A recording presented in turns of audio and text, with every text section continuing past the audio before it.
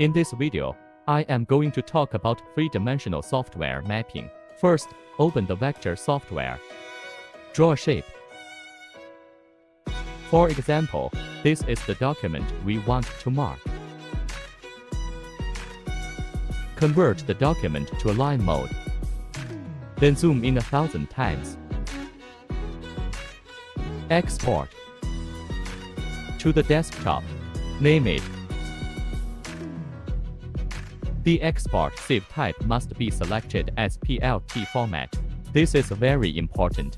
Export. Confirm. Now we can find the PLT format file on the desktop. Open the three-dimensional software. To import the graphics, find the file we just saved and open it. Resize it back to its original size.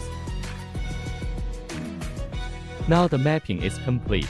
Perform sizing and filling operations on this graphic, and other offset operations.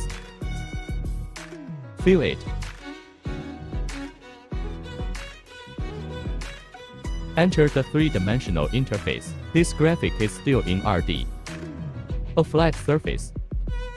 Inside this software, there are some built-in simple models. Take a cylinder as an example. Click Apply. The shape of the graphic has changed. It follows the shape of a cylinder. Now let's mark it.